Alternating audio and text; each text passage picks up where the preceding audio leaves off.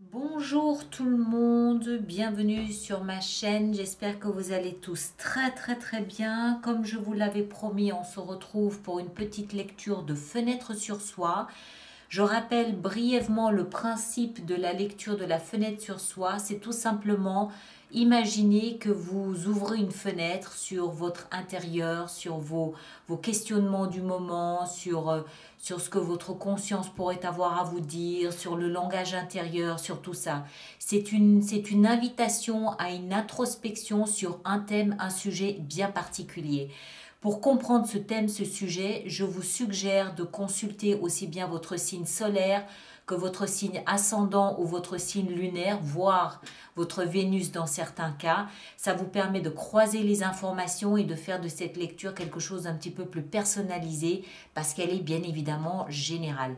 Vous adaptez évidemment en genre, hein, des fois je parle du partenaire, il, elle, vous adaptez, ça va de soi, et vous appliquez, vous imaginez cette lecture comme un élastique que vous pouvez adapter à votre vie en fonction évidemment de ce que vous vivez. Si ça ne s'applique pas, ça ne s'applique pas, faut pas forcer. Allez voir vos signes ascendants pour voir si vous avez d'autres messages. Voilà, donc ça c'est la petite fenêtre sur soi. J'utilise pour cette lecture le jeu du Secret Tarot, d'accord? Et puis pour le petit conseil, j'utilise le After Tarot. Voilà, je n'ai rien d'autre à vous dire, si ce n'est que les lectures du mois de mai seront en ligne le dimanche 25 avril évidemment. Vous aurez tout ça donc en ligne ce dimanche 25. Tous ceux d'entre vous qui ont des abonnements aux extensions, je vous rappelle que vous devez d'abord vous connecter à votre espace sur le site internet avant de pouvoir visionner votre vidéo d'extension. Voilà, je vous souhaite de passer un superbe mois d'avril et puis prenez soin de vous. Merci de laisser tous vos commentaires, de partager, de liker et à très bientôt. Merci beaucoup. Scorpion, bonjour et bienvenue sur ma chaîne pour votre petite lecture de Fenêtre sur soi pour ce mois, cette période avril-mai. J'espère que vous allez tous très bien. L'impératrice et la 5 de bâton. J'espère que vous allez tous très bien. Alors, on va voir quel est votre focus du moment. Mais qu'est-ce qu'elles ont ces cartes? Quel est votre focus du moment, votre préoccupation du moment, votre interrogation de cette période? Le pendu et le roi d'épée. On va voir un petit peu tout ça. Je mélange encore un petit peu. On va voir si ces cartes ressortent. Voilà. Alors, nos amis scorpions. Alors, pilier central de votre lecture, l'interrogation du moment. Eh bien, c'est l'interrogation elle-même. L'ermite. L'ermite nous explique ici que vous êtes à la recherche d'une vérité. Vous êtes à la recherche de compréhension, de lucidité, de lumière sur un pan de votre existence ou sur plusieurs. Vous êtes en recherche de sagesse, vous êtes en recherche de connaissances humaines, de connaissances sur la vie. Vous êtes en introspection. Vous avez peut-être aussi envie et besoin d'un peu d'isolement. Pas pour le plaisir d'être isolé, mais c'est peut-être que le brouhaha de la vie vous insupporte en ce moment. Vous avez plus envie d'être un petit peu seul ou isolé pour pouvoir vous intérioriser, pour pouvoir juste être seul avec vous-même, honorer vos pensées, honorer vos ressentis et rechercher en fait peut-être à travers les dernières expériences que vous avez vécues, une nouvelle sagesse, une nouvelle vérité sur la vie, sur les hommes, sur l'humain, sur votre place dans le monde, ce genre de choses. D'accord? On continue. Ici, on a de là d'où vous venez. D'accord? Le passé. Justice. Ok. Alors, ça peut être la justice des hommes, le tribunal, une affaire de tribunal, qu'elle soit professionnelle, sentimentale, personnelle, financière, peu importe. Ou ça peut être la justice des dieux aussi, quelque chose que vous avez vécu comme étant injuste et qui a peut-être été restauré. Ça peut aussi être ça. Mais du coup, on comprend mieux que ce besoin d'interrogation, ce besoin d'intériorisation vient de ce que vous avez vécu en termes de justice. La justice, donc encore une fois, ça peut être un tribunal, mais ça peut être en fait, pour être très général, c'est une forme de décision qui a été prise peut-être sans qu'on vous demande votre avis. D'accord? Que ce soit d'une tierce personne ou que ce soit par la vie. On vous a imposé quelque chose sans qu'on vous demande votre avis. Et c'est ce qui amène pour vous, chez vous, cette interrogation. Qu'est-ce que ça veut dire? Est-ce que c'est légitime? Est-ce que c'est juste? Est-ce que c'est bien pour moi? Est-ce que j'aurais pu changer quelque chose? Comment est-ce que je dois le vivre? Comment est-ce que je dois l'interpréter? Qu'est-ce que je peux faire? Qu'est-ce que je dois faire? Qu'est-ce que ça signifie en termes de vie? D'accord? On continue. Dans votre pensée, ici, on a 8 de denier. Alors, vous êtes, je pense, focalisé, concentré sur un domaine très particulier. Ça peut être le travail, ça peut être l'argent, ça peut être la valeur que vous vous octroyez à vous-même. Ou vous essayez peut-être, je vais le dire très crûment, vous essayez peut-être d'être quelqu'un de bien. D'accord? Si c'est votre valeur à vous. Vous essayez peut-être de devenir une belle personne, de corriger certains aspects de votre personnalité. Si c'est une question d'argent, vous êtes peut-être en train de vous concentrer sur comment est-ce que je peux gagner un peu plus d'argent que ce que je gagne aujourd'hui.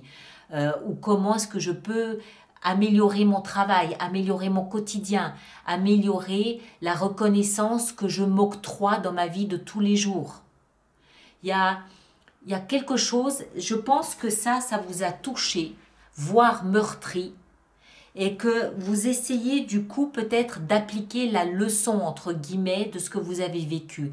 Ça vous interpelle, ça vous a touché à l'intérieur, ça vous a bouleversé, ça vous a ému d'une manière ou d'une autre. Et dans votre tête, vous êtes peut-être en train de voir si vous pouvez rectifier la situation, si vous pouvez corriger quelque chose, si vous pouvez modifier, et vous êtes concentré là-dessus, vous y pensez, parce que c'est dans la position de la pensée, c'est le mental, vous y pensez, je ne vais pas dire en permanence, hein, c'est pas la 9 d'épée non plus, mais vous êtes concentré dessus.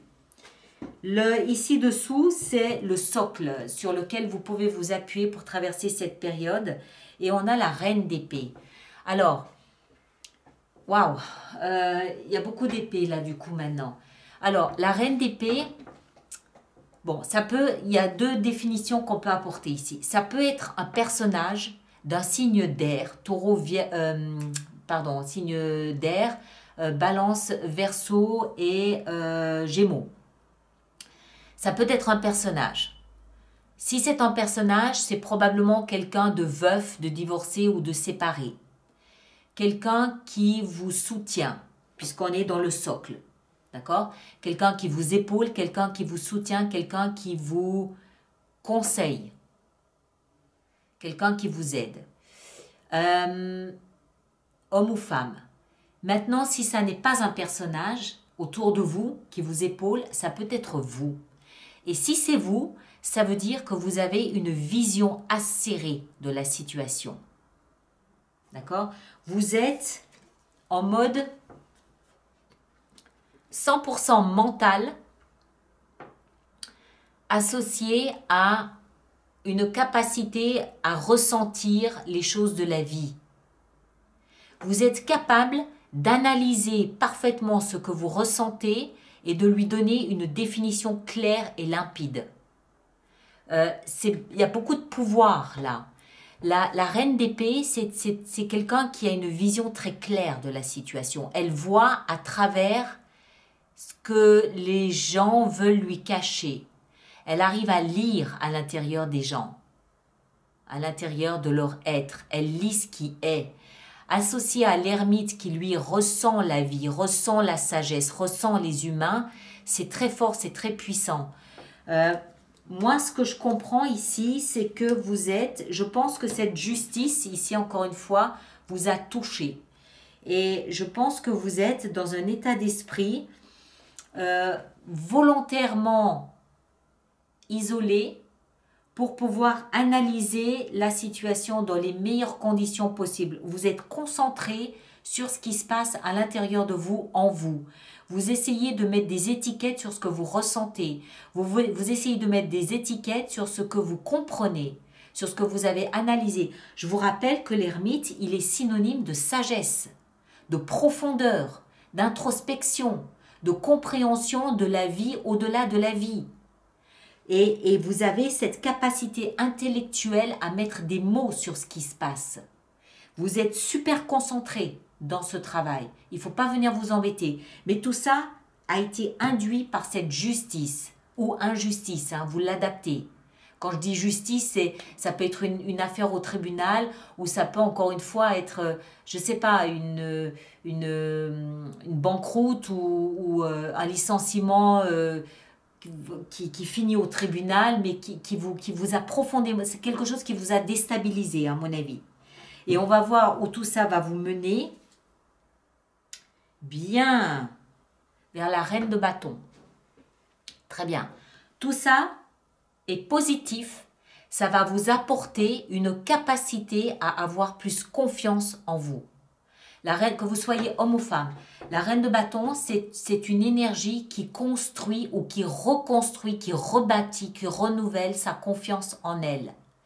C'est comme si vous aviez été... comment est-ce que je dois dire ça? C'est comme si à un moment donné, votre confiance en vous avait été ébranlée par la justice.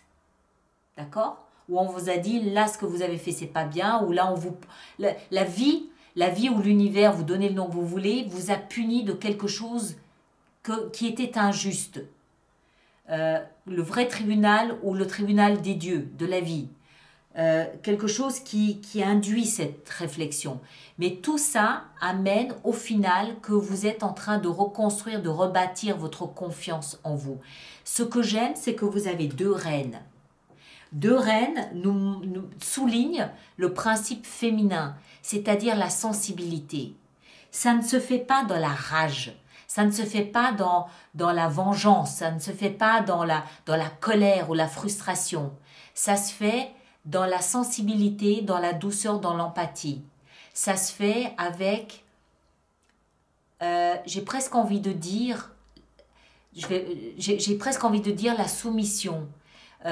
Ça se fait avec sagesse, ça se fait avec douceur, ça se fait avec une tolérance pour la vie. Et c'est ce qui vous rend plus fort. C'est ce qui vous permet de reconstruire, de rebâtir votre confiance après. D'accord ? Alors, on va voir maintenant le petit conseil qui peut vous être donné avec ça. Quel est le conseil qui peut être donné à nos amis scorpions avec tout ça? Patience. Vous êtes en train de construire, de bâtir quelque chose d'important. Ça prend du temps. Même si vous avez l'impression que ça n'avance pas, ça avance, mais ça avance lentement. C'est solide, c'est sérieux, c'est solide. C'est quelque chose sur lequel vous n'aurez pas à revenir. Et moi, je pense qu'on parle ici essentiellement de votre confiance. On parle ici de votre légitimité. On parle ici de votre honneur. On parle ici de votre droit au bonheur. On parle ici de votre considération pour vous-même, de qui vous êtes, de votre rayonnement. Ça se fait, ça se reconstruit, ça se rebâtit lentement. Les choses avancent lentement, mais plus elles avancent lentement, plus elles seront solides. D'accord? Donc, patience.